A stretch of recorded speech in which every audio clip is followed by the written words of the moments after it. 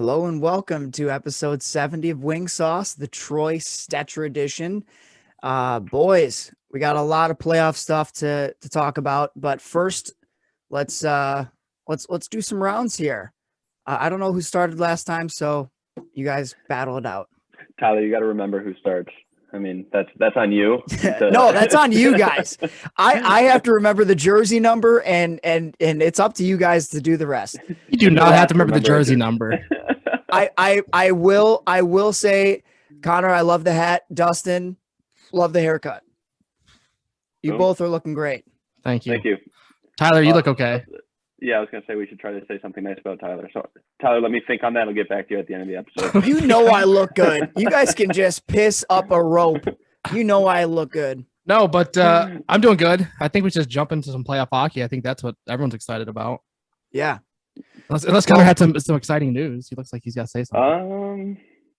No, I don't. I don't want to bore you. There's a few things he thought about it that are not hockey related, but I don't want to bore you guys. Let's go into some playoff hockey. I mean, business. There's some. I guess I have my biggest surprise of playoffs, but I wanted to hear from you guys. Like, and there's not that many surprises, so I'll just be somewhat candid there. I would say there's probably three in general, maybe a big Dustin, one. do you want to take it?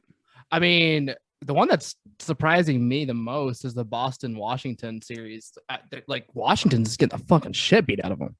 Like, yeah, it's surprising because Connor and I talked about it. You know, we both went back and forth on like Boston or Washington as far as pick wise, and we both landed at Washington. But like, I don't know, man. They're not even. Looks like they're not even playing some playoff hockey. Yeah, I mean, last game was different. They started out like the beginning of the season or the series wasn't. I wouldn't say that they looked horrible. I mean, the first game was an overtime, if I'm not mistaken, and maybe even the second game too, right? And I think yeah. Yeah, so like first two games in overtime, and it's kind of a toss up when you get to overtime. But and they Washington was home first, so then it went back to Boston, if I'm not mistaken. Yeah. And then so I really think that overtime loss that they had, they won game one, that second overtime. So leaving their home ice 1-1, I bet Boston feels pretty good on that, especially coming off of the overtime win. So, but that was one of the three kind of surprises that I was thinking too, Dustin, like that three, because they're at 3-1 right now. Boston's up 3-1. And, you know, I'm hoping that Washington will make it close. I will say, like I think we even said it when we were picking out who we wanted, especially when Dustin and I were picking Washington. I said I could see it. I could easily see Boston winning. I just want Washington to win more. Yeah. So that's why I just don't want to watch Boston anymore. And you know what? Honest. So just like real quick, it's 3-3.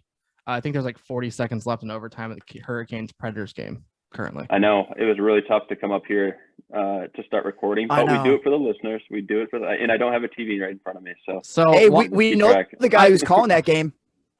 Yeah. Good point. Ken Daniels on the call, national broadcast. Also, were you saying, Dustin? I was just going to say that. And also Colorado and St. Louis are currently playing. They just kicked off a little bit ago. That was one of my predictions. And don't say it. We know what you said. Don't jinx yourself. I know. I thought about it going into it. I was like, should I say it or should I not? But don't do it. It's looking good. I'll say it's looking good. All right, second overtime. And then second overtime real quick for Tyler, Carolina. What's your surprise?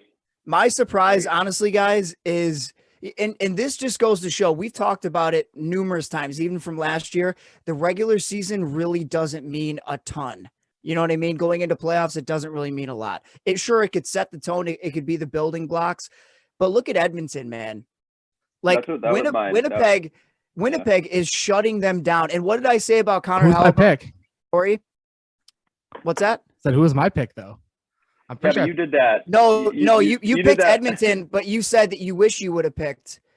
Mm-hmm. You were thinking about going with your Aztat team. I didn't go with them. That's good. You did not. No. Dustin's all over the map with that one.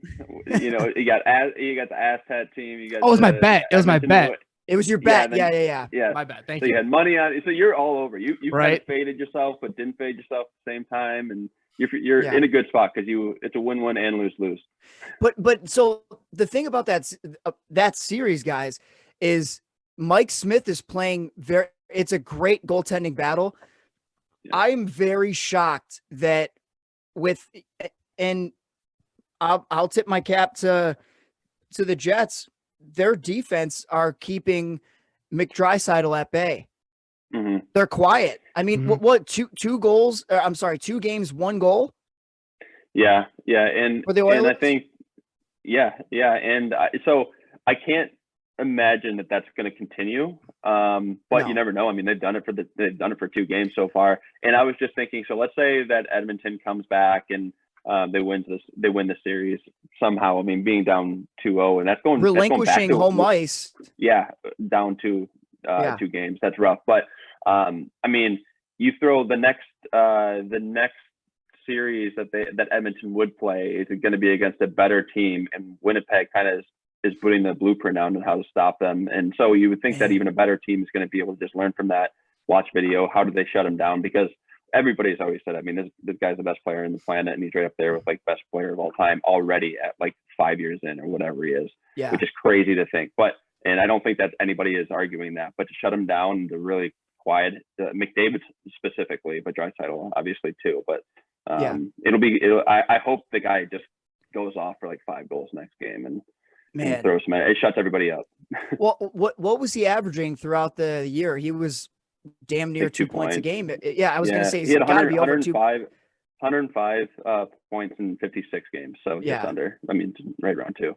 Yeah, we'll call it 2. Good enough. yeah. I'll round up for him. You know, he deserves it. Yeah.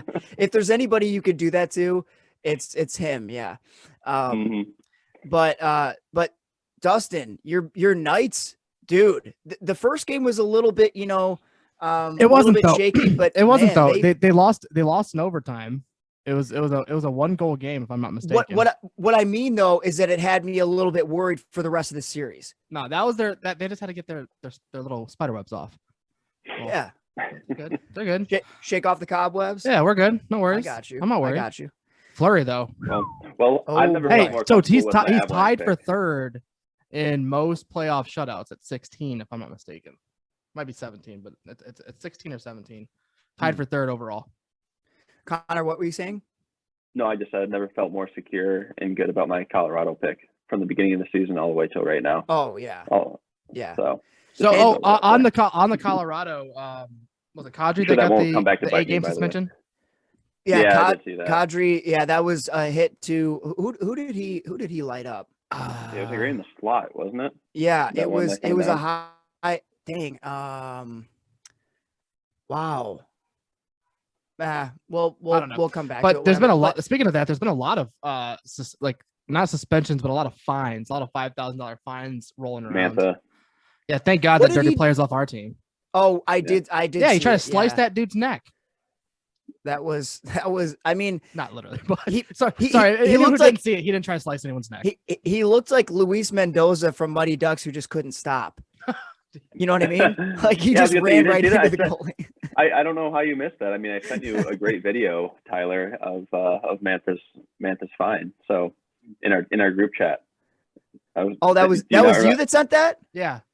That was me. The finish one. I thought that was Dustin that sent the finish feed. That's so funny. No, it's Connor. Oh, okay. Because I actually looked it up in the Instagram. You looked up hashtags, and that was the first video. I just looked up. I just hashtagged Mantha, or just typed in Mantha for a hashtag, and that was the first video that came up. I didn't even listen to it with sound when I sent it over. I just made sure that it was the right clip, and sent it over. And you're like, I love how you sent the finish feed. There you go. I wasn't even confident that it was the finish feed, but it definitely wasn't English. So I'm still not confident. Yeah, it's the finish feed. I don't even know. I'm just trusting you there. But either way, I would say where's my last kind of surprise is if Nashville can close this game out and it's a 2-2 series. And I won't say that's a huge surprise because I had Carolina in 6, but I mean Nashville goaltending, they should not be this close. If you get goaltending, you can do anything. Right now they're getting that Saros. Mm-hmm. Well, no, I'm just saying that so, and the argument about Carey Price last year, the Canadiens were not good enough of a team up front in order for Carey Price to get them to a contending spot. Now with Nashville, they have better defensemen in front of them and better scoring in front of them as well. UC Saros is a really good goalie. I mean, what are the shots at right now? Last time we checked in the first overtime or second, it was 48 to 26 or something. Nashville shots to 40, I think, Carolina, roughly. No, got to be closer to 50 by now. I'm looking at it right now. Shots against whoever you're looking at it. 51. Thank you. 51. There we go. But so guys, we need to bring up, speaking of Carey Price and the Habs, by the way, I'm the biggest Habs fan right now. And you know what? Respect to John Tavares. That's such a tough way to go out. I mean, it's not, Corey Perry's a dirty player. He couldn't do anything on that play. No. Yeah. That was not his fault. He did, of course. And, what do you guys think about the Foligno, when he approached him and said, yeah, we have to drop the gloves? Like, is that something that Perry really should have had to answer for? It wasn't his fault. I think that, did you see so Foligno, when he talked to the press after, they questioned him on it, and he had some good quotes coming out. He's like, hey guys, that's our captain sitting on the ice down there. I don't really have a choice. Yeah. And it wasn't like, he's like, I know it wasn't just setting the tone more. Anything.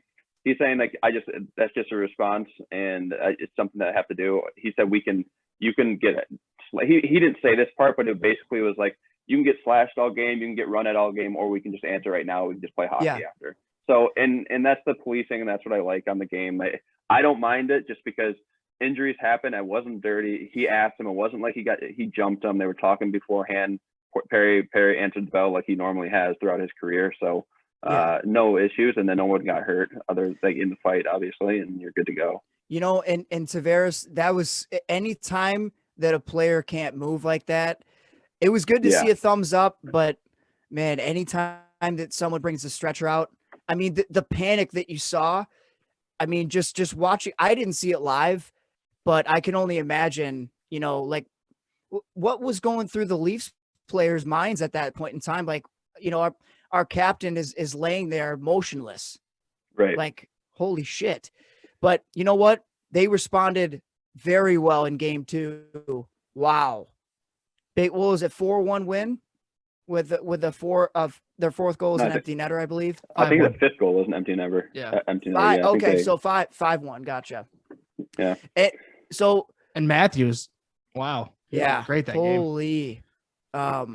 And speaking of great nights, Nikita Kucherov, I think, had a 5-point night the other night with Tampa. He's leading the playoffs right now in points. He's got like 9 points in 4 games. Maybe even more than that. It's crazy. Did you see the Chicklets quote talking about how they pretty much just kept him out the whole entire season for cap space? Yeah. Did we talk about that? No, I think Connor was the one who brought it up to the chat, was it not? Or was it you, Dustin? No, it was Connor to the chat because we're talking about. I was saying that Toronto. Toronto's going to have cap issues. Yeah, so I said Toronto's going to have cap issues in 5 years, and that's when Connor said it. If they just do what Tampa did. Yeah. So just do what Tampa did. Keep all their guys out and just let them play in playoffs. So you're good to go. Quick question for you guys, and Dustin, I want to hear from you first, and then Connor after. What were your guys' thoughts on the Quenneville starting Bobrovsky over Drieger? He had Drieger play. He played well in the first 2 games. It's not like he didn't play well. Do you think he was trying to shift it up? I think he was just trying to give him a different look as far as like what was going on. I think it was just a little different. They didn't want the same thing moving forward, especially losing. So I think they just wanted to try something different, see what's good. I think that's where it went.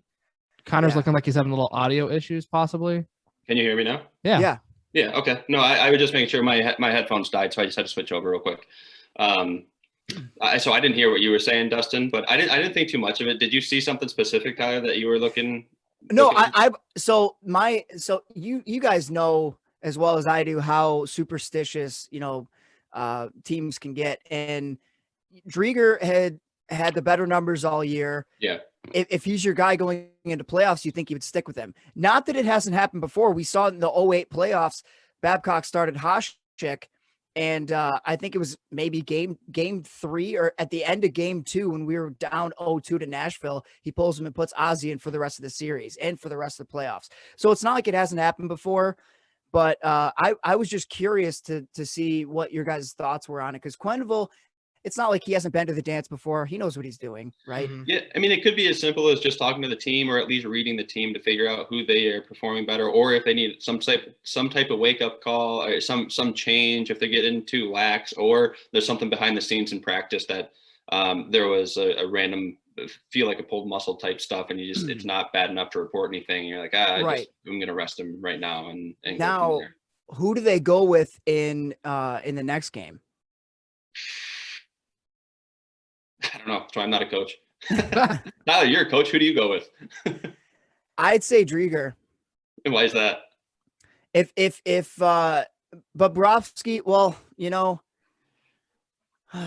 see, this is where it'd be really tough, because that Bobrovsky's a guy who would respond after playing poorly the way that he did, right? He got pulled. Yeah. So he's a guy that's going to respond, but Drieger's been your guy all year. So this is, I just started coaching. He's like, whoa. Wait, you're not making NHL calls already? What? You know what? Drieger and Bobrovsky, rock, paper, scissors for it. Best out of 3. Yeah, it's the fairest way I can think of. Yeah, exactly. Or play a game of Chell. Oh man, see who wins. Well, I think we've kind of gone around the horn a little bit. We didn't talk about Penguins and Islanders, but that's an awesome series right now. That's like really, I wouldn't neck and neck. Yeah, it's so neck and neck. It's so back and forth. It's fast. You're watching great players, and that might go. I love the Islanders the more I watch them too. Just not even them against Pittsburgh, but actually watching them playing hockey is fun hockey now, because I felt like the past however many years, I'm like, geez, I can't even watch them. They're boring. Great hockey as far as systems go, and they got everything locked in, but it's not like you're watching Washington and Ovi take a clap bomb on the half wall and just like back to back. And Pittsburgh, you already know the guys on Pittsburgh, so it doesn't even matter. They've always been kind of fun to watch. Fun to watch, especially in playoffs. But I don't know. So, Islanders are sweet. I'd like to see them win. Man, and we all know how a Trotz team plays. It's very defensive minded, but not a lot gets past them. Like that 4-1 game that they just had. Yeah. My God. But going back a little bit to night. By the way, Dustin, do you have a Knights shirt on right now? There we go, baby. All right. So speaking of the Knights, we did have a member of their organization on. He plays for the AHL Henderson Silver Knights, Paul Cotter. We had a great interview with him. Yeah, awesome. And speaking of the Henderson Silver Knights, they are currently playing a playoff game right now as we speak. Who do they got? They are playing, I think, San Diego, if I'm not mistaken. I'm pulling up the their Instagram, kind of see where they're at. Okay. Let's see here. But man, while you pull that up, I just wanted to just add in a couple things. Like the guys 4-2 right now played with 4-2 game. Yeah, 4-2, and they're not playing. They're not playing who I said. They're playing the Barracudas. Looks like San Jose. Enough. San Jose, possibly. Yep, San Jose Barracuda. Yeah. So 4-2 right now after 2. All right. Well, he played with a loaded roster on London.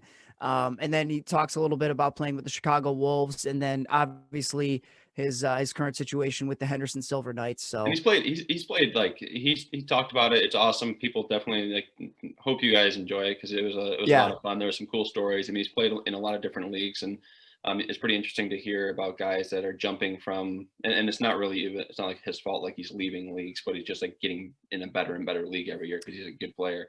So it's pretty interesting to hear that lifestyle. And then I also like some NHL stories in Chicago. That was pretty good to hear. So I'm for that. I also we talked a little bit about Made in Michigan Hockey, our one of our partnerships that we have going right now, which is exciting. So on that All-Star game, I talked to Nick about it. So that is happening. Nice. And he forgot to mention Paul.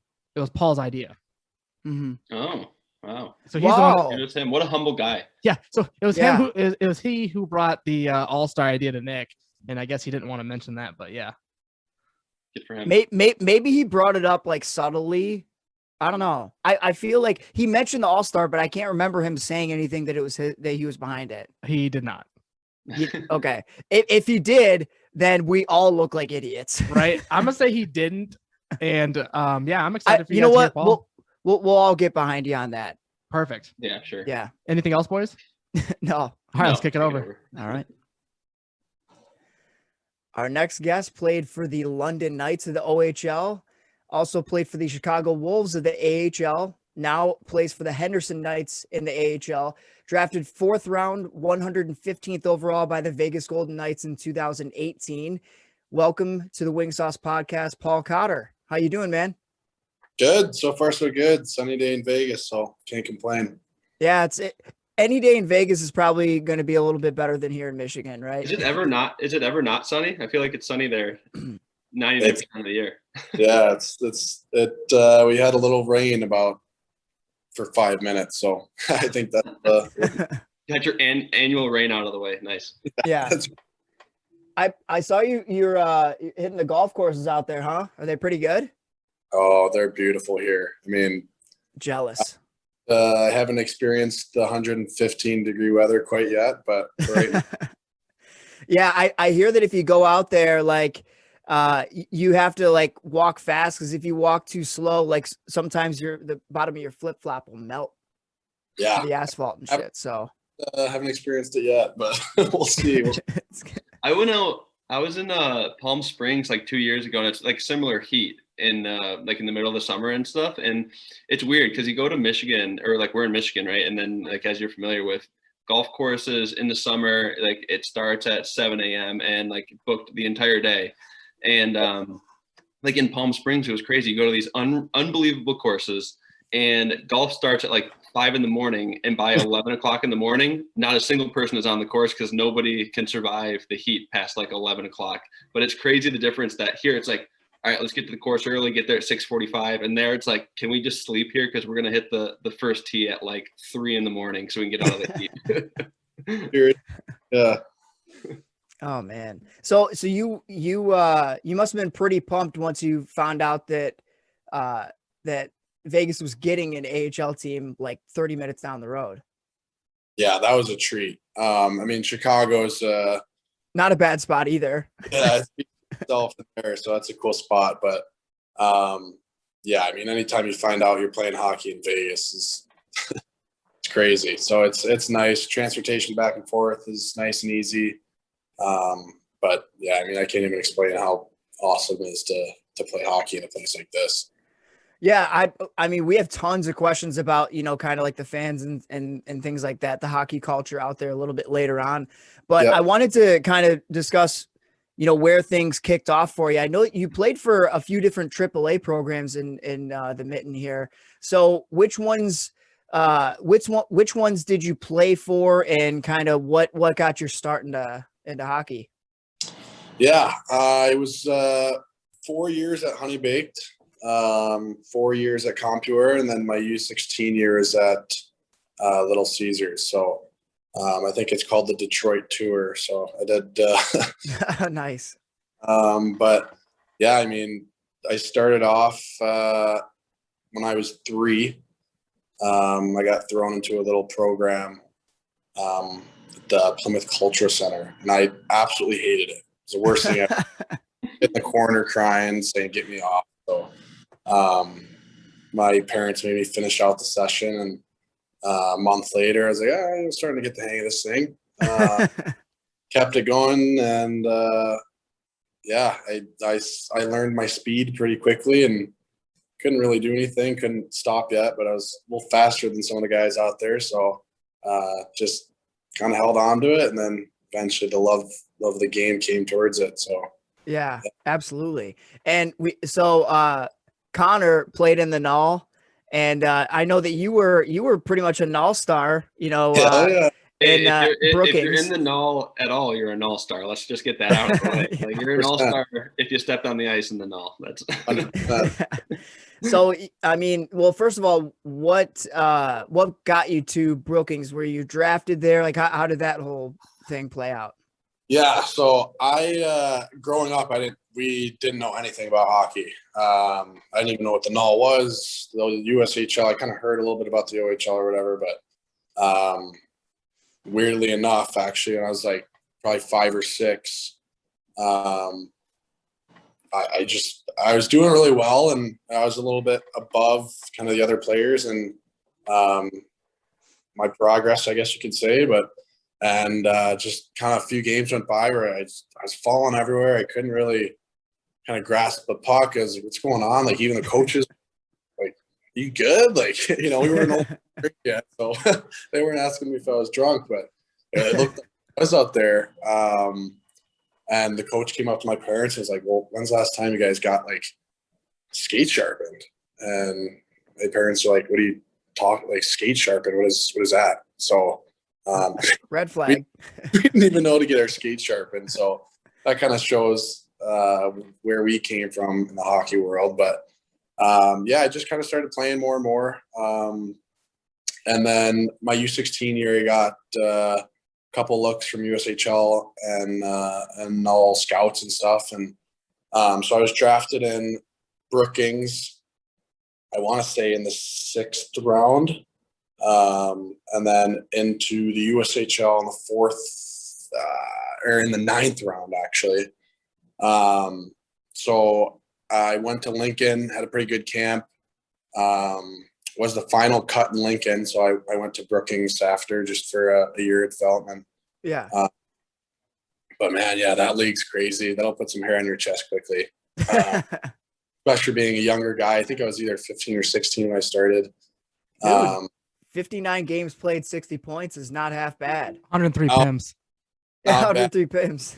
Yeah, a lot of probably minutes. I had a cage, so I wasn't afraid. So you had the extra confidence. That'll get you shit in the null, that's for sure. Yeah.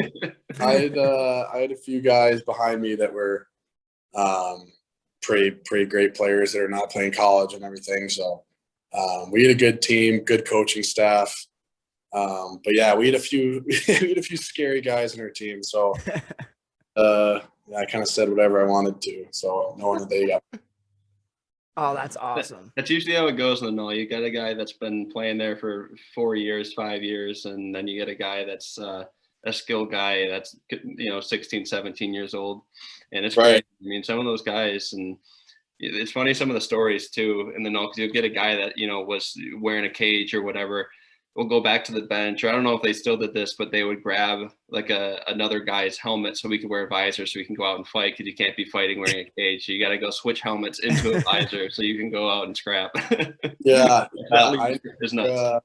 That's awesome. I never did that, but Christian Foudy actually was one of our older guys. He was an assistant captain. He was just the biggest nail gun I've ever met. He actually came out to Vegas brother's bachelor party this past weekend, so we had a good time. Good to connect with him, but he nobody messed with anybody on our team because of him. He was a nutcase. He didn't wear elbow pads. I don't know how to do that in the null, but just the biggest.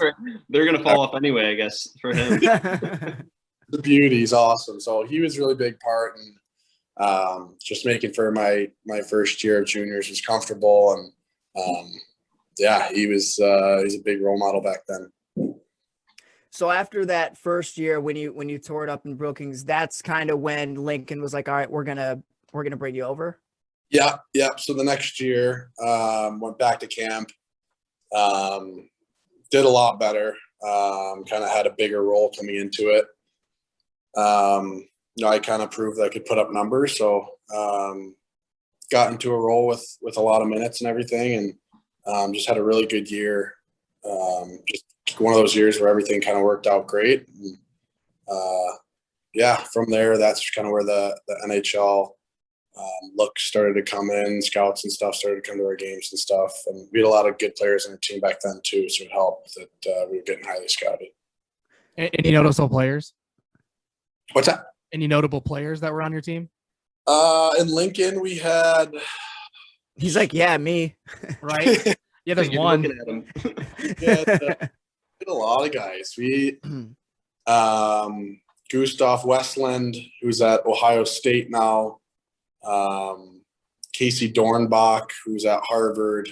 Ashton Calder, who's at Lake State, I think just transferred over to North Dakota, I believe. Eero Teravainen was a pretty great player. I think he's somewhere in Europe right now, but he's got a bright future. Krieger Table's twin. brother, obviously, right? Yeah. Yeah. Okay. Not a Krieger common last name. So Right. You're right. Yeah. I'm trying to think of. We had so many guys. Dominic Mersch is at Wisconsin. Krieger twins are at Michigan State. We had a lot of guys. I think everybody's in the college mode right now, but a lot of those guys are playing top minutes and kind of coming up on their junior and senior years. So be looking to sign NHL deals here soon. yeah, absolutely, man. Now, at what point did you know that you were going to be drafted in 2018? So I talked to a lot of teams, did a lot of questionnaires, a lot of little visits after practice. I actually met Detroit's head scout at Leo's Coney Island in Plymouth. So That's so Michigan. Super Michigan. yeah, so that was What'd cool. you get? What'd you get there? Did you order anything?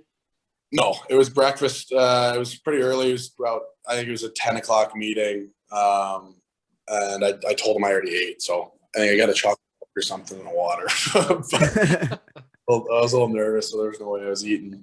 Not like a chicken finger pita or anything. Like Just house like 7 eggs and just like assert dominance right in front of the guy's face, and he can pick up the bill too. Yeah, you got the bill, right? But no. Awesome. So when I got to my agent, kind of talked to a lot of teams and said it's a high chance that I was going to get drafted. And then we went to the draft a couple days beforehand, and I started talking to a few teams, a few conferences and stuff. I remember I don't remember what team it was. I think it was,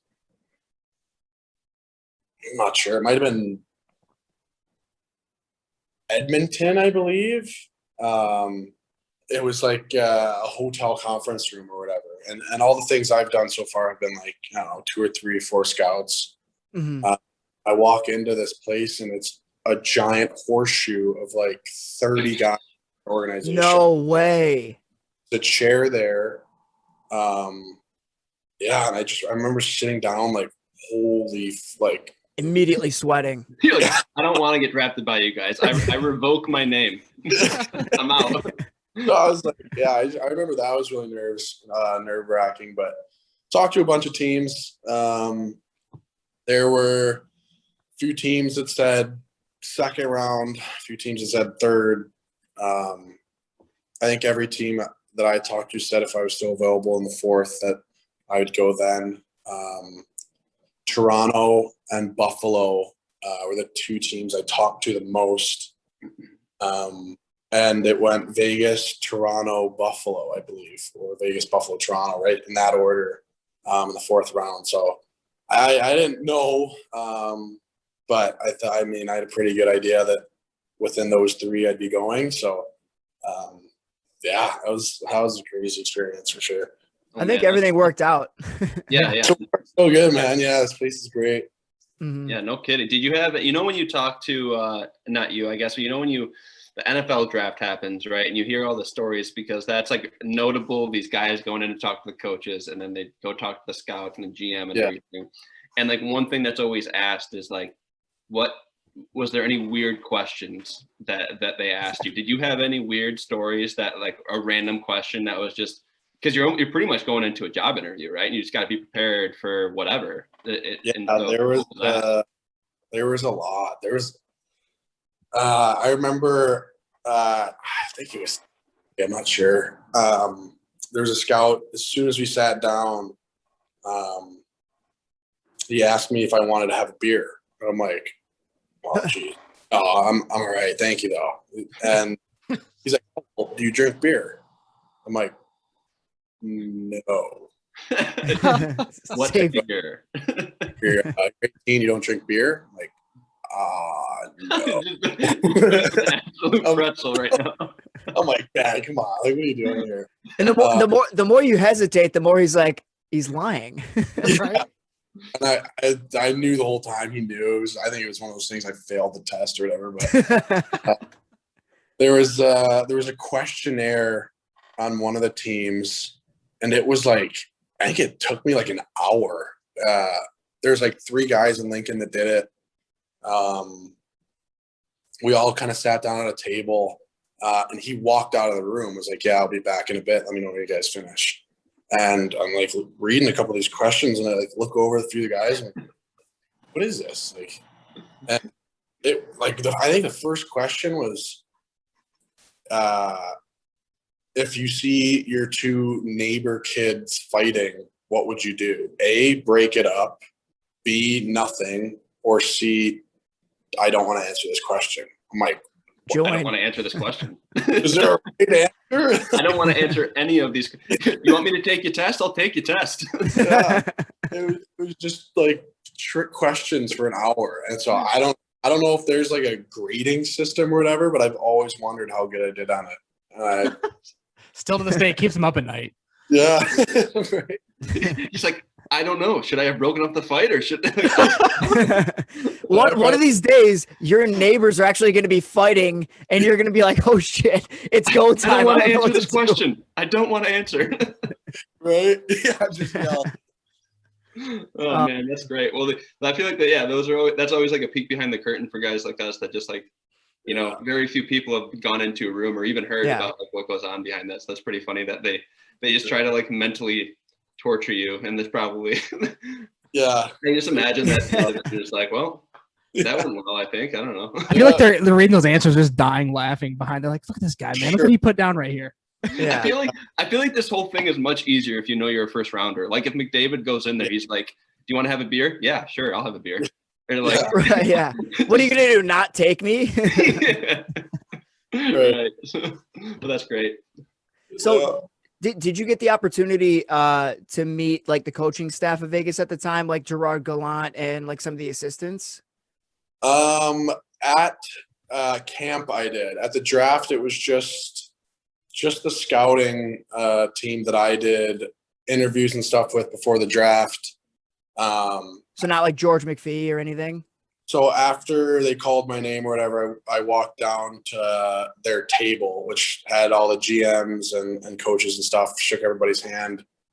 After that, it was just media and stuff. And then the next time I saw him was a few days later at camp.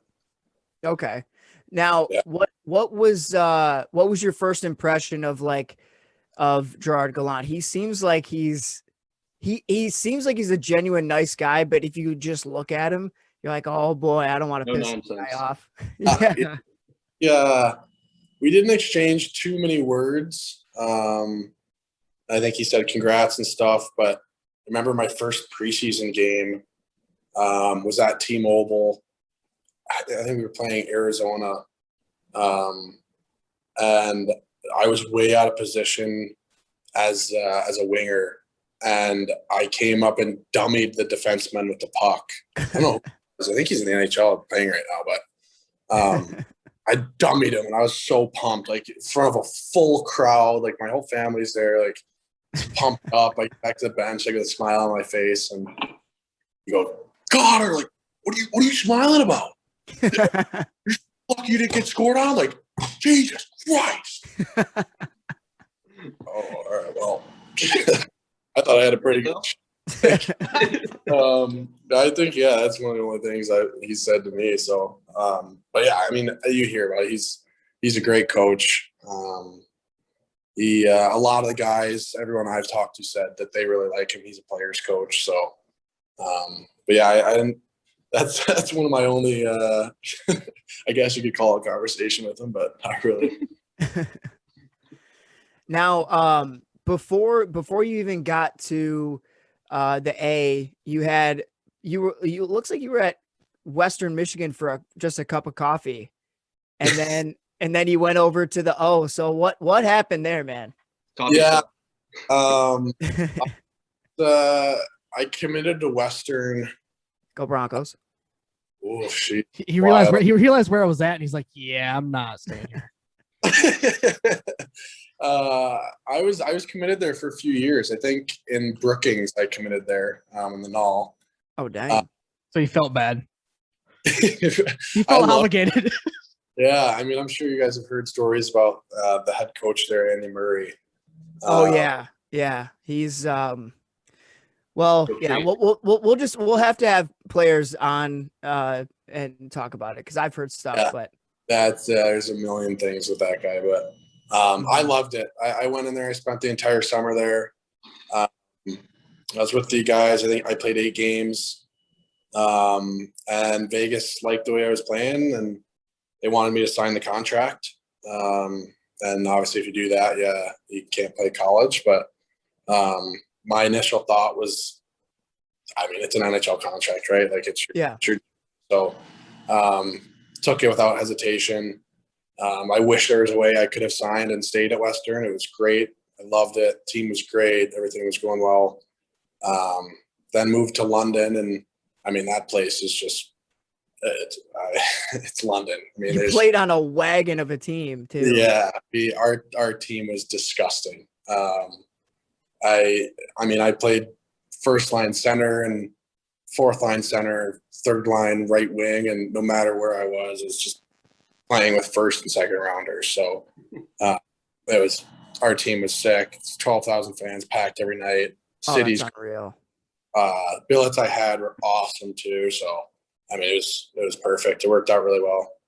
So out of all the names that you played with, we'll get to him in a second, but I think the coolest one had to be Sergei Popov. What an awesome name. Yeah, he was there for I think like 2 or 3 weeks, and then really? No, he was there for I want to say like a week or 2 maybe, from the day I got there. And I was pissed off because he was wearing number 47. That was my number. So, and then he left like 2 weeks later. I'm like, great, like couldn't have got traded. But no, yeah, he was. I didn't really meet him too much. He didn't speak too well of English, but I just remember saying hi to him. I'm Paul, and then he's like, "Hey, good luck, buddy. Like, hopefully see you down the road or something." So right. Not too many words with him. But yeah, sick name. But so Connor McMichael, Liam Foudy, Adam Boqvist, Evan Bouchard, Alec Regula, just to name a few. So I mean, how did that year go? Tell us about playing with some of those guys. Yeah, it was awesome. A few of those guys, it was their first year. And coming in halfway through the season is always tough for anybody, especially kind of a team, especially with a player kind of coming in and taking over a big role midway through. I guess I wouldn't say midway, but about 25 games in. But, it was good. They, the older guys on the team, made it really welcoming and everything. And the organization was awesome. I mean, we had everything we wanted. So whether it's skills coach, skating coaches, stuff beforehand or after, teaching, anything. So it was awesome playing with those guys.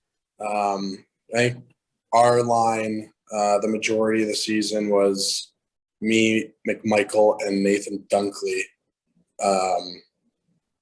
And we played together a lot. It was great. I mean, that guy, McMichael's doing really well right now, obviously. These are the Caps, right? Yeah. I think he just got Rookie of the Week for the AHL. Oh, and Hershey. Yeah, I believe so. But yeah, it was great. Those guys, we still use the group chat all the time, so it was a close team. That's awesome. Yeah, especially for like you mentioned that you pretty much had I don't know if this is exactly the words that you use, but whatever you wanted for the most part, as far as like skills coach and things like that. So I don't know. I mean, I don't know if you've heard or were friends with other guys in the O, but I don't think that's the norm for people that aren't familiar. Like, you know, like London, you guys, like you said, you pack house, you make a bunch of money. The owners spend money in the good places. You guys have all the facilities, everything that you'd want. Have you talked to any of the other guys that maybe have that and kind of the differences between that? Yeah, it is a huge difference. You don't get that in Flint? No. Hey, whoa, easy. That's my null rank, right? But no, it's first class. Like, the fans speak for itself, but just the extra stuff we get, just being able to have so many different resources and stuff, and you know, our scouting staff and everything, just so many connections with everything. Like, it makes the biggest difference in the world. Yeah, and then like also just thinking too that you do that, you're playing like you're a professional, because you are in most senses, right? You're getting paid, you're getting paid to play hockey, you're professional, and then you go to like I'll kind of air quote this, to real professional with the AHL and obviously being drafted already at that point, right? But moving on, but you're going from an organization that spends money like they're an NHL team, and you get to go to the AHL where they're doing the same thing. It's got to be helpful for a transition moving to the A into the American League, and they're like kind of doing the same thing, but maybe on like a little bit bigger scale. So it's just, maybe you got a leg up there, which is nice to have coming from London compared to some of these other guys that gotta take a step back and be like, holy shit, this is sweet. We're getting all this different stuff. I got to take advantage of all these different things. That's awesome. 100%. Yeah, you're totally right with that. I mean, even on the ice, just the way that London does it with such a professional approach, like just like system wise, and you know, making sure that our defensive zone is this and offensive zone is that, and you know, neutral zone breakouts and stuff like that. Like, most teams aren't doing that in the OHL. It's you know, power play setup. You do kind of whatever for the PK, maybe a few plays here and there, but I mean, everything about our game in London was, you know, black and white. You do this and that, and then you mix in a little creativity whenever you want in the O zone. So having that, made the biggest difference in transition to pro, because every team's like that in pro. I mean, every portion of the ice is there's a place to be. So a lot of guys kind of jumping into pro are like, oh, like defensive zone, like, oh, like, so it helped a lot in the transition for sure. Yeah, and then like too, being in London, I just thinking even off ice stuff too, because you're in London, you guys are looked at like you're professional hockey players in like an NHL level when you go out anywhere. It probably helps too, then now being in the American League and all of the other stuff that for the most part fans probably don't think about, but like you have all of these things that you need to do on off days or before you play, or you like different thing, you need to go to the hospital to show face there, which is awesome, and go into different restaurants and different promotional type stuff. And it even gets on like I would say probably even on a bigger scale in the NHL, right? So 100%. Going from the O, which is there, it's doing that, then the American League, and you're doing that, and you already have that kind of in your back pocket to how to like time manage your day. And then you don't even think about like the NHL guys, it literally is a full-time job for them because they have all this other stuff they have to do. For sure. Yeah, 100%. Yeah, people think that it's like, oh, you just play hockey for a living, but when you get up to that level, there's so much more that you do. There's a lot of volunteer work that you're doing. A lot of things that people don't think about. Definitely. So, but I wanted to ask about, Connor brought up the AHL, and I mean, going from playing at WMU to the O must have been a crazy difference. And was there a moment in the A where you're like, oh boy, this is the big leagues? Like, I'm in for it here. Is that big hit that he had? Yeah. I mean, I don't know. For me, I think it was somewhat easy. transitionally, just because of the fact that until next year, since I was 16, I haven't played the same spot twice. I'm kind of used to moving to a new league, new role. Every league is different, obviously, so you kind of need to, alter your game in some way. So going from null to USHL to NCAA to OHL to AHL, I mean, I'm kind of used to the whole changing things up. Some guys are faster. You do this, do that. So I think it was easy for me to transition. But yeah, I just because of the fact that I've been in a few different places and different leagues and stuff. But yeah, I think our first game in Chicago, home opener, my roommate caught a pass, kind of call it like a stretch pass, and I forgot his name. He's on Grand Rapids, I believe. Big guy, just completely yarded him, and he was out for like a month and a half of concussion right in front of the bench. And I just remember seeing that, I'm like, oh, okay, like these are big boys. Yeah, through the big boys are here. So that was probably the biggest eye opener for me coming into the league. But yeah.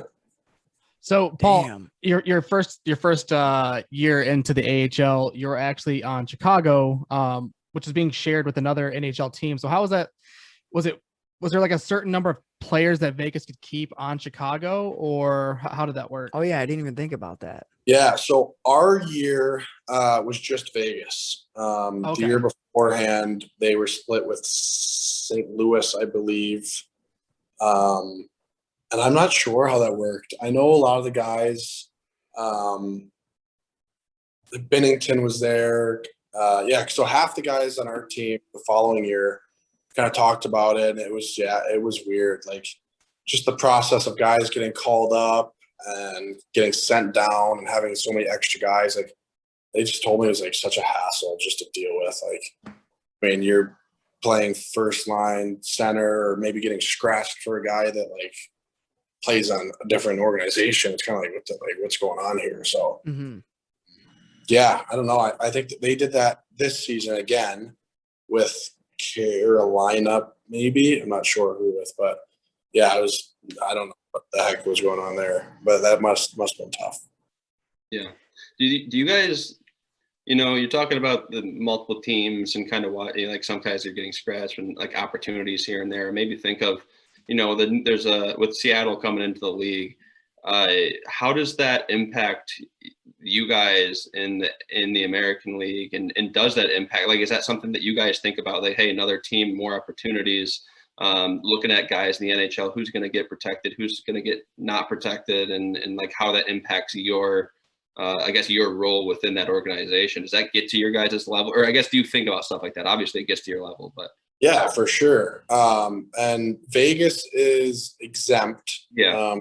They are, I guess, still considered an expansion team, but any other organization for sure, that's huge. I mean, you take a couple forwards, couple D from each team, and I mean, those spots are going to get filled with prospects. I mean, like maybe you sign a guy from a different team or a trade or something like that happens, but for the majority, those spots are going to get taken for prospects. So, I mean, guys are always thinking about that, especially at the trade deadline when stuff happens. You see this guy go or this guy come, and you're like, okay, that's an opportunity. Or so yeah, I mean, that's always a thought in the back of the head, because our goal is to get up there to the show. So whenever little things happens and stuff, you always keep your eyes peeled. Always like, all right, well, hey, there's an extra spot now. So yeah. You talk with your agent and be like, hey, what's going on up there? figure something out. Yeah. Now, how did that season go right before everything shut down? I mean, yeah, that was a little crazy. First year for me was all right. I mean, first year pro hockey, I mean, whatever. But production-wise wasn't the best for me. I kind of struggled. It was my first year I've ever kind of struggled with production. So then towards the end of the year, we had a few guys hurt. A few guys called up and everything, so I was starting to get a lot more opportunity, and I think I had a 2 or 3 game streak going or something. Just doing well, playing a lot of minutes. And then we took our team pictures in the morning, and I think had a game that night or something. Got back in the locker room, and our GM comes in and was like, "Yeah, our season's over." And I was like, Damn. what? So yeah, right then and there, we I think we had a team party at our place after that, maybe 2 days after. But after that, everybody kind of got rid of their leases and went home and figured it out. So yeah, that was crazy. Was there any kind of was there any thought that maybe you guys were there was a chance or a possibility you guys would get shut down, or that wasn't even in mind? It was starting to come along. I think that's kind of when Corona came out, and it was like everyone's like, "All right, is this thing like what is going on? Like, why is the world down right now?" And the more it came serious and serious, remember we were like shopping and stuff, and that's when all the toilet paper and everything kind of went wild. And everyone just started rushing for the TP. Yeah, we didn't wait too long. AHL didn't wait too long in order to shut it down. Wasn't getting too hectic in the world at the time when we shut down. But the plan was for us to go home for a month or two and then come back for playoffs. So, I mean, I went home and was training every day, skating every day for 2 or 3 months. And then they were like, yeah, we might push playoffs to later. So, I mean, when you go home, most of the time you're golfing, you're having fun with your buddies and stuff. And all of us are, still training and stuff because playoffs is coming up. And finally, when they're like, yeah, okay, like this is over. Like, we're not having playoffs. Like, we'll be lucky to have a season next year. That's when it was like, all right, maybe lay off the gas pedal for a little bit. Yeah, that was insane. Yeah. So I guess a more important question here. You take the team picture, you figure out that the season's canceled. How was the team party after that? I mean, that's got to be unreal. That was fun. That was fun to get the boys together. It's cool when you have your little last hoorah or whatever. So just your inside jokes and everything with each guy, stuff like that. So, but that was fun. Yeah, that was cool. Did you guys were you at a bar or a restaurant or anything? Typically, I would imagine that it's kind of set up for the most part. Like you could have like a room blocked off, or you do whatever. But this was a weird circumstance where it was like, oh shit, now we got to do something before people start going home. Yeah. Was it just at like a house or something like that? So yeah, we couldn't do anything because of the whole COVID thing. So everybody came to me, Reed Duke, and Ben Jones had we got hooked up with a pretty unbelievable setup in Chicago with our house. So everybody came to our place for a party, and yeah, it was nuts though. I mean, we're at our team party, and I mean, it's not like you can go out to a bar or restaurant, which you normally do after, because all this COVID stuff's going crazy. So it was kind of like, all right, well, see you boys later. Oh man. So after that party, did you guys know, like, I guess my question is, was everybody moving to Henderson after that? Were there people staying in Chicago, or how did that look for the boys? Yeah, how did they find out? I don't think at the time I knew anything about Chicago moving to Vegas. Okay. I think I heard about it in the summer. I think Ben Jones called me and was like, hey, did you hear that rumor going around on Twitter or something? I'm like, yeah, no, I doubt it. But and then it just kind of they slowly started to come out, and we had a big call with our organization saying we're going to be moving, and I think everybody was obviously pretty pumped. So Nevada, that's pretty cool. Yeah. And Henderson, no doubt. Like, oh, bummer. Yeah. It's Las Vegas. Sounds terrible. Yeah. So twist my arm. So when you moved to Vegas, did you guys have any other questions about Chicago? I had one question in general going. I gotta get my party questions out of the way. So I was looking. You mentioned like you haven't been in like a specific league for pretty much over 2 years, and it's basically been 1 year, and that's including Western too, kind of for the cup of coffee, as Tyler put it. Did you have to go through rookie party every single year for pretty much like a 4-year stretch? And how was that? Because that could, I mean, don't get me wrong, it's the best time, but it's also kind of the worst time at the same time. So those I got pretty good at being a rookie, I guess you could say. I mean, yeah. So not even just rookie party. I mean, being a rookie in general, because that, for people that don't know, that's a day-to-day job from like picking up pucks, filling up water bottles and shit like that. So if you're a rookie in the null, you'll get your fair taste. I don't want to call it hazing, but it's hazing. It's that's I mean, that's what it is. Well, some of the stuff isn't bad. You double up on the bus and you don't get your own seat, things like that. But it's not like hazing compared to what it was back in the day. You know what I mean? Yeah. You can get rough though. Yeah.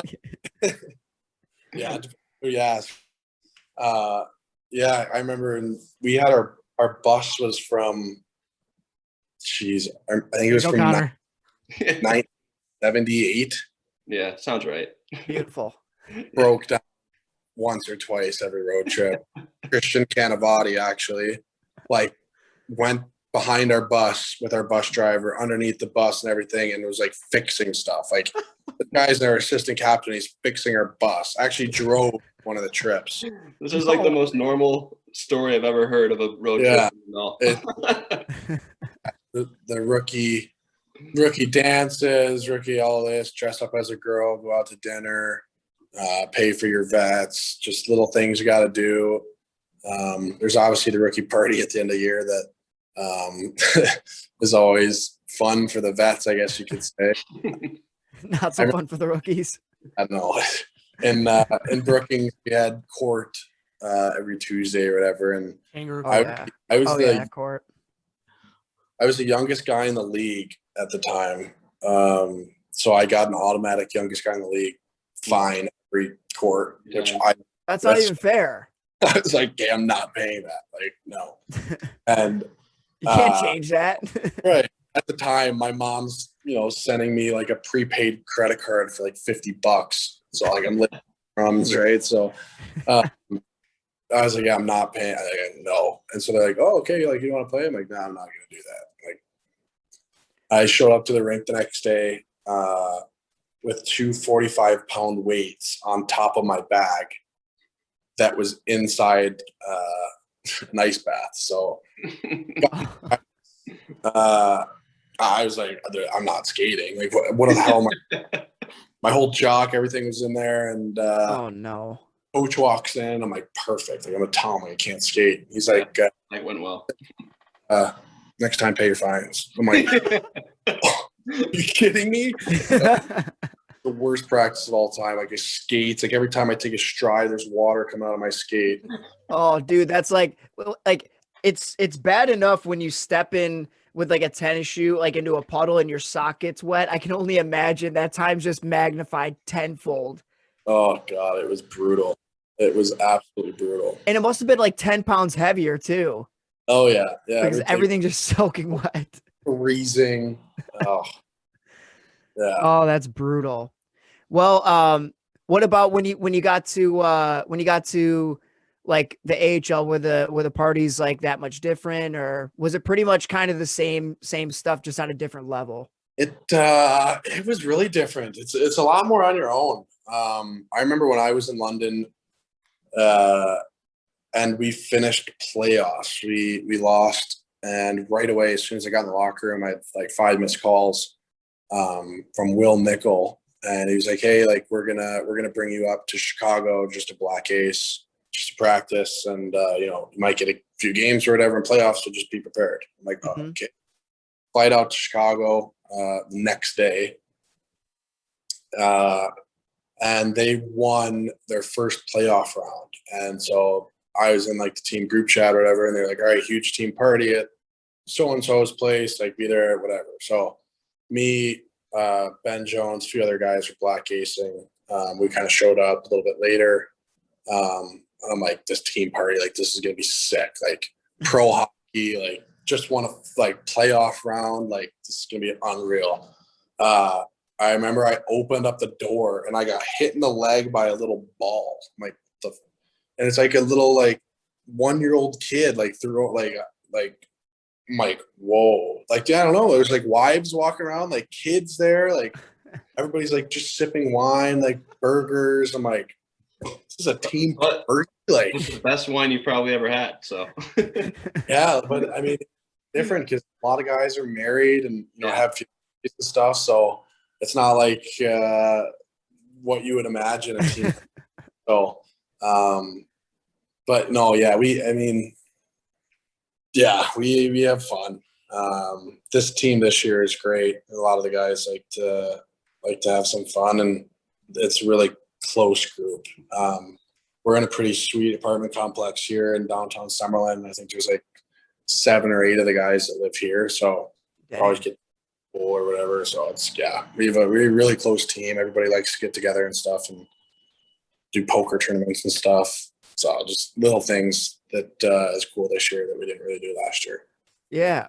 Well, I was going to ask real quick that, obviously you had you guys had a great season this season so far, and more points in, half the games that you've played. Was that more playing time, confidence? What was that? I started out pretty hot, and I kind of ended off a little hot here. But yeah, it's a little bit of both. I mean, first year pro, you're learning systems, you're learning the coaching staff, what they like and everything. So it was just different for me, not really playing as much last year. It's never really been part of my game with limited minutes. So this year I had a bigger role than last year, and especially with guys in the taxi squad. Gets my minutes up a lot. So it's weird though. I mean, one night I'll play 20 minutes and be first, second line center or wing. And, Vegas sends down 3 or 4 guys, and then I'm no power play, third line, fourth line. So, you learn to deal with it, but I think just this year, just being a little bit more confident, having a little bit more points and stuff like that. So, I expect next year to be even better, hopefully. So, and with, be honest with me, the Vegas flu is real, isn't it? The Vegas flu is definitely a real thing. Yeah. 100%. Other teams, have you come across playing a team where you're like, oh man, they went at it last night? Yeah, I think this past weekend with Bakersfield, we clinched first with beating them in the first game. And then the second game, they clinched second. So the last game we played against them had really no meaning to it. Obviously, we want to win every game, but and that was on a Saturday night. So I think they got together as a team that night too. So yeah, a few nights before that, I'm sure a few guys kind of scattered out around, had some fun. And that's that's a bus trip, right? That's not too far, Bakersfield too. So they're probably right. You just got to get home. Just got to make it on the bus trip. Right. Just make it 2 hours. Yeah. AHL buses don't break down. No, I haven't been on the breaks down yet. So hopefully I don't get to experience that. Well, Dustin, Connor, did you guys have any questions before we talk a little bit about the Made in Michigan Hockey League? No, I'm good. So this would be your second season in the Made in Michigan League. All right. So when we had on Nick and Kurt, they wanted us to grill you with some questions because you're El Capitan squad. So right. Your brother's playing in this, isn't he? He is, yeah. Okay. So yeah, I mean, what do you think you guys are going to take it home this year? I would very much hope so. I reached out to Nick. I think maybe a week or so before the season started. And right where the previous season, I think Team Elk had a pretty tough season. And then their team kind of exploded. I know a lot of guys didn't come back the next following season. It was just a whole bunch of stuff that happened. So their captain left. I reached out and like, hey, I love the league. I saw a lot of videos. It looked like, the pace was really well, which a lot of times in summer hockey, obviously, I'm pretty sure everybody knows it. Just kind of lollygagging, just hanging around the guys, whatever. And, I'm a pretty competitive guy. So love that the pace was fast. And, he was a great guy when I met him. I really respected him. So he was like, if you want to run your own team, that'd be great. I think I got back to him with a 20-man roster within the same day. So, yeah, I'm excited. I love the league. I think he does an awesome job at just making sure everything goes smoothly. So I'm pumped I was pumped to play. It was nice. We had. It's always nice when you have a pretty good goalie. Our goalie's drafted by Boston, so that's a big helper. A lot of the guys who reached out to didn't know with everything because of COVID, and kind of same thing this summer. But I think we have a pretty unreal team. We got a lot of guys. I think Max Ellis lit up the league last year in Maiden, Michigan, and so I'm excited to have him. And got a few new guys from ASU. So man, they've been a hell of a program. Yeah, they have done such a good job just with everything, with recruiting. And I mean, I talked to a few of the guys up there, and they just absolutely no complaints. I mean, they just love it. Where's that Johnny Walker guy playing? Minnesota, I believe. Oh yeah, he was, man. They better build him a statue. He was good. Yeah, he really well. So what other teams, like you gave us a little bit of a breakdown on yours, and the reason we're asking is because we're going to be making our picks. So we wanted you to give your sales pitch, if you will, and maybe we'll pick you, maybe we won't, Paul. We don't know. Right. Oh, I pretty confident. I know it helps. I guess with me, I mean, I think everybody, I don't want to say looks up to, because most of the guys are all the same age, but, with me kind of making a group chat and texting everybody, hey, this and that. I mean, the captain, I guess you could call it, kind of pushes the pace, I guess. So, I mean, I won't be, I'll be buzzing out there. I'll be going pretty hard. So I'm pretty sure that the rest of the guys will follow. Helps too when you got a Boston guy in that. Yeah. But yeah, I mean, I'm excited. I don't think we're gonna lose. I still got a thing to pick with Nick. The semis there. We ended up losing mysteriously a 5-minute penalty at the end of the game during a tie game. Yeah. Jumping a puck. Yeah, I don't know. I don't know if I agree with that one, but I'm just going by what I heard, Paul. No, don't shoot the messenger. This summer when you have a couple games, we can get your inside story. That's right. That's right. We'll see how the story really happened. Exactly. But no, I'm excited. I don't want to give away too much. I know Nick was gonna say something about maybe possibly some all-star game stuff, possibly. Ooh, nice.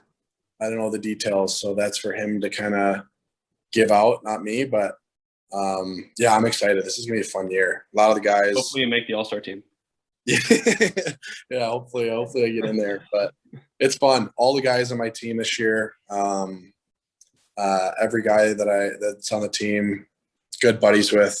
It's nice when you pick your own team, so that's pretty sweet. Mhm. Every year we always have a little team party at my place. So last year was fun. We I think we decided to do a little team mini stick tournament, a little 2-on-2 with a few Oh beers. man, That was that was insane. A few of the guys got banged up, but your knees just killing you. oh, it was brutal. Yeah, it's fun. Man. But when you have a few pops with you, it helps. Oh yeah. It makes it fun for a while, and then maybe it's probably different for you because you're probably in better shape than. Well, actually, definitely in better shape. Probably. But- There's a solid chance that you're in better shape than Tyler. I can't. I still am waiting for the call up to the show. So Yeah. Yeah. Let me take a drink of beer and Right. But I mean, what other teams have you gotten the chance to look at the rosters, and is there any team that you look at and you're like, man, they're going to be Well, tough to beat this year? I see Erie. I think our boy Cody Milan is on Erie, and that's the only team that's calling. Well, not the only team, but that's another team calling my name too. So it's gonna be. I'll have to take a deep dive in both rosters, but Yeah. you got to be scared of Milan and Team Erie. Yeah, they're gonna be good. I think the biggest thing I look at is goaltending. There's a few teams with a lot of good goalies. I know Logan Neaton.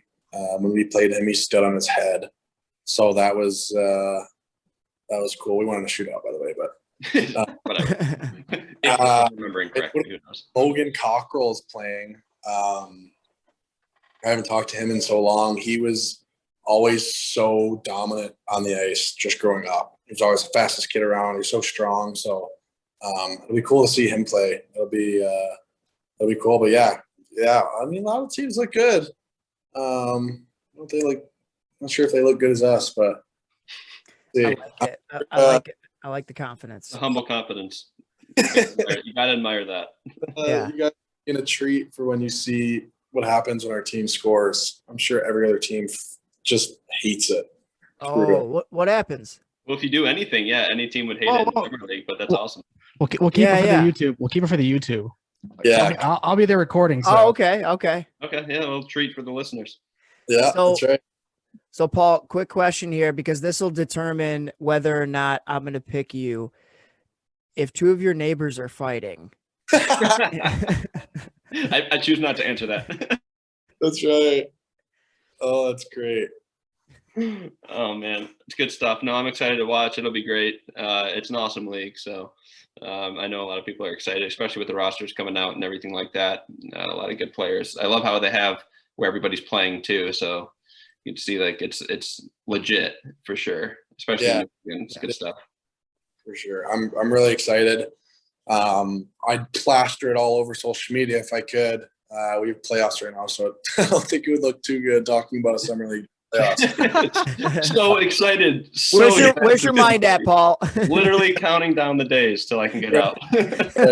Hey, Paul, real quick, congratulations on being in your first season being division champs. So that's awesome. Yeah. Hell yeah. Yeah, that's awesome, man. Our team is great. We're such a close team off the ice too, and that's one of the biggest things, I believe. Oh yeah. Yeah, you keep running into teams with the Vegas flu, and you guys will be fine. You know. That's right. All we gotta do is just stay here. You have to have someone go undercover and then be like, "Hey, these are the best places to go," and just feed them drinks. Yeah, no doubt. I got you guys comped over here. Go check it out. Yeah. Go over there, check it out. Yeah, right. Oh man, good stuff. Well, I don't know if you guys have anything else, any other questions. I know that first of all, there's some playoff hockey going on right now, and I don't know if you've been able to or even want to watch any of the playoff hockey. You never know. I feel like some guys do that are like that close to the NHL, and some guys don't. But I know was it Tuesday that we're recording, which Tampa and Florida is kicking off right about now, and that's been an unreal series. But I don't know. Have you been able to watch any hockey? And obviously, I'm not gonna ask your pick because I feel like I know who you would pick for some reason. But have you been able to watch? I think I'd be in trouble if I didn't say it. So, Justin's wearing the hat for you anyway. So yeah, there you go.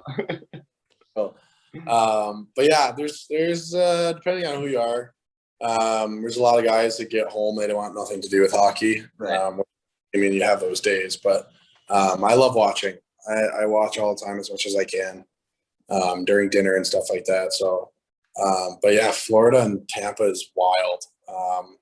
We did the whole bracket challenge thing. A few of me and my buddies did, and I picked Florida. So take over Tampa. But Dang. see, I don't know. I think they won. What was it? An OT, and was a point on the breakaway. Yeah. Yep. It was. Yeah. So I mean, Spin Chick came out with all those guys. Majority of them said Florida as well. So we'll see. I'm excited. I think it's going to go 7. It's going to be a back and forth series. Yeah, Mhm. I agree. Agreed. Yeah. Well, anyway, I don't know if you guys have anything else. I think you said no, but I just want to say I appreciate you coming on. I know you got a lot of stuff going on with hockey and playoffs. Yeah, man. And you got to enjoy the nice weather. So hopefully it's still, you guys are a couple hours behind. Hopefully you can still get out there if you want to. And who knows, go to the driving range right now if it's not 400 degrees. That's right. Right. Yeah. No problem, guys. Thank you so much. It was a fun. Yeah, thanks, Of course. Paul. Good luck the rest of the playoffs. All right. Yeah. Sounds good, boys. See All ya. right, man. That too. Thank you so much, Paul, for coming on. Really appreciate it. Half my face is missing from the video. That was weird. Yeah. By the way, two updates. Henderson actually won their game. We were talking earlier. They actually won that game. So they're up 2-0 in the series, if I'm not mistaken. And Connor, Tyler, what do you guys think of Paul before I bring up some other news?